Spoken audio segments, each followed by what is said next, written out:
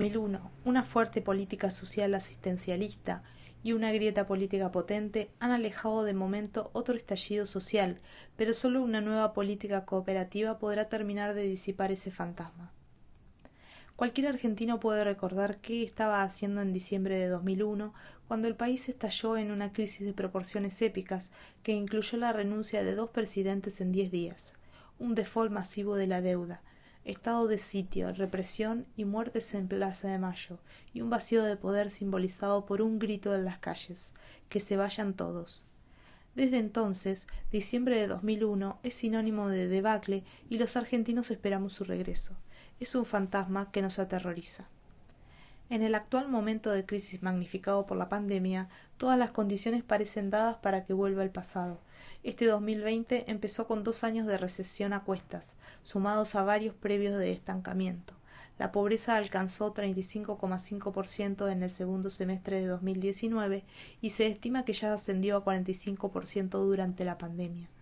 Nos enfrentamos a una montaña de deuda que parece impagable, al igual que en 2001, y la inflación anual no baja de 40%.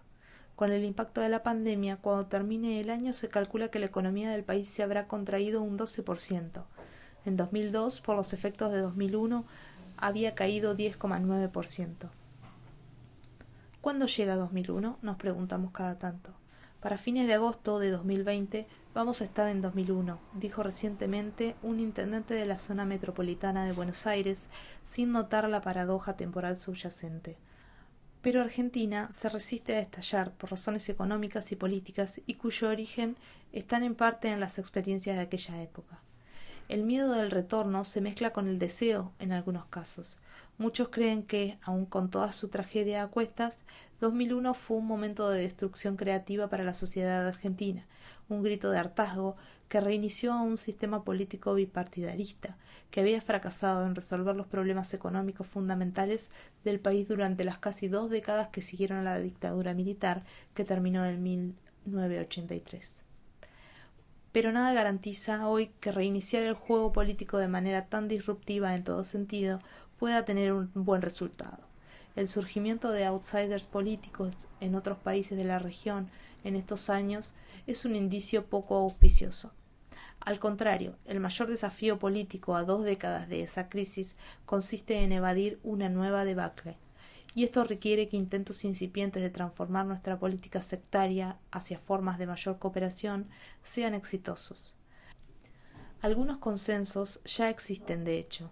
En lo económico, desde la salida de aquella crisis, el país generó una red de sustento estatal a los sectores menos favorecidos, a través de una serie de programas que institucionalizaron desde el Estado una transferencia masiva de recursos. En 2005, el gobierno de Néstor Kirchner abrió una moratoria para que más de 2 millones de personas que no habían hecho aportes suficientes pudiesen jubilarse. En 2009, la entonces presidenta Cristina Fernández de Kirchner creó la Asignación Universal por Hijo, un ingreso básico destinado a padres desempleados y que trabajen en la economía informal, que beneficia actualmente a casi 4 millones de niños. Lejos de avanzar contra esos derechos, el gobierno del conservador Mauricio Macri amplió ese beneficio en 2016 a familias cuyos padres trabajaban por cuenta propia, llamados monotributistas. Este año, en medio de la pandemia, el presidente Alberto Fernández lanzó un ingreso familiar de emergencia para trabajadores informales que alcanzó en pocas semanas a casi 9 millones de personas. La continuidad, en general, es más pragmática que ideológica. Ningún político debe ser víctima del próximo 2001. Sin embargo, ese apoyo amplio a las políticas de asistencia social no es explícito. Al contrario, la grieta, como se le conoce a la profunda polarización que divide a la política argentina, nace precisamente de un conflicto en 2008, en torno a la distribución de la renta del sector agropecuario, el más dinámico y competitivo de la economía nacional. Desde entonces, la dirigencia actúa separada en polos que parecen irreconciliables. La coalición peronista, ahora gobernante, dice representar solidaridad y distribución. La oposición centroderechista que llevó a Macri al poder se agrupa alrededor de la libertad y el mérito. Tanto Macri como Fernández prometieron unir a los argentinos, pero a la práctica los sectores más duros de sus coaliciones alimentan las divisiones y les sacan provecho. Los argentinos, en tanto, encontramos en la disputa abierta una forma de canalizar las frustraciones cada vez más acuciantes de una economía que no logra encauzarse. Paradójicamente, la grieta parece protegernos de otro 2001. Ya no queremos que se vayan todos, sino solo los otros.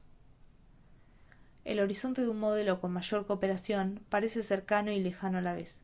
La pandemia brindó un ejemplo de acuerdo entre Fernández, el jefe de gobierno de la ciudad de Buenos Aires, el opositor Horacio Rodríguez Larreta, y el gobernador de la provincia de Buenos Aires, Axel Kicillof, de la coalición de Fernández.